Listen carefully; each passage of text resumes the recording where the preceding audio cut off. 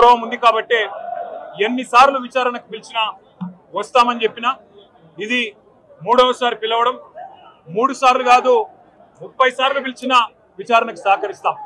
మా మీద కేసులు బనాయించి మమ్మల్ని ఇబ్బంది పెట్టి కమిషన్లు వేసి మమ్మల్ని ఏదో ఇబ్బంది పెట్టినంత మాత్రాన, వేధించినంత మాత్రాన ప్రజల తరపున ప్రశ్నించడం బంద్ చేస్తామనుకుంటే అది కాంగ్రెస్ ప్రభుత్వం యొక్క అవివేకం, అజ్ఞానం అవుతుంది తప్ప ఇంకోటి కానే కాదు.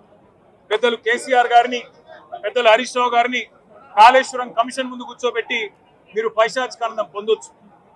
ఇవాళ ఏసీబీ ముందుకి విచారణకు పిలిపించి కొంత మానసికంగా రాక్షసానందం పొందుతూ ఉండవచ్చు, అవసరమైతే అరెస్ట్ కూడా చేస్తారు కావచ్చు. కానీ ఒకటి పక్క, తెలంగాణ కోసం గతంలోనే జైలుకు పోయి వచ్చిన వాళ్ళం. హైదరాబాద్ బ్రాండ్ ఇమేజ్ ను పెంచే ప్రయత్నంలో భాగంగా హైదరాబాద్ బ్రాండ్ ని కాపాడే క్రమంలో తీసుకున్న ఒక నిర్ణయం వల్ల మళ్ళీ జైలుకు పోవాల్సి వచ్చినా భయపడేది లేదు. ఒకసారి కాదు 100 సార్లు అయినా జైలుకు పోతాం, కానీ వదిలిపెట్టాం కాంగ్రెస్ ప్రభుత్వాన్ని, కాంగ్రెస్ పార్టీని. మీరిచ్చిన 420 హామీలు, మీరిచ్చిన దొంగ 6 గ్యారంటీలు, మీరిచ్చిన డిక్లరేషన్లు ఇవాళ మీరు లోకల్ బాడీ ఎన్నికలకు సిద్ధమవుతా ఉన్నారని చెప్పి వార్తలు వస్తూ ఉన్నాయి. రేవంత్ రెడ్డి గారు నిన్ను మొత్తం రాష్ట్రంలోని బీసీ వర్గాల ప్రజలందరూ గమనిస్తున్నారు. 42% రిజర్వేషన్ ఇచ్చి 42% రిజర్వేషన్ ఇస్తాం అని కామారెడ్డి డిక్లరేషన్ లో చెప్పి మోసం చేసి ఈరోజు స్థానిక సంస్థల ఎన్నికలకు మరి రిజర్వేషన్ ఇవ్వకుండానే పోతున్న వైనాన్ని కూడా బీసీలు గమనిస్తా ఉన్నారు. రైతు బంధు పేరిట ఎలక్షన్ బంధుగా మార్చి ఎలక్షన్లు వచ్చినప్పుడు మాత్రమే రైతు బంధు వేస్తున్న విషయాన్ని రైతులు గమనిస్తున్నారు. నెలకు 2500 ఎగ్గొట్టిన విషయాన్ని ఈ రాష్ట్రంలోని మహిళలు గమనిస్తా ఉన్నారు. 2 లక్షల ఉద్యోగాలని చెప్పి నువ్వు చేసిన మోసాన్ని ఈరోజు రాష్ట్రంలోని యువత గమనించింది. కాబట్టే నీ దగ్గర చెప్పుకోవడానికి సమాధానం లేదు, చెప్పుకునేందుకు ఏమీ లేదు.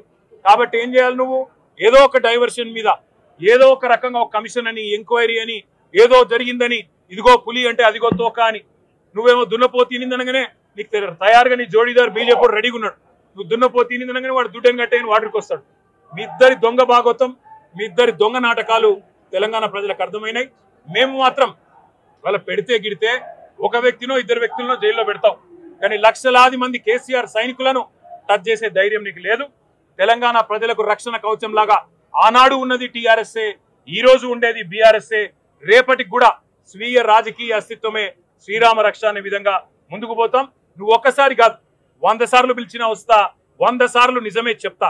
నువ్వు లై డిటెక్టర్ పరీక్షకు నీకు దమ్ముంటే నువ్వు మగాడివైతే రా, రాష్ట్ర ప్రజలందరూ చూస్తుండగా లై డిటెక్టర్ కూడా రెడీ.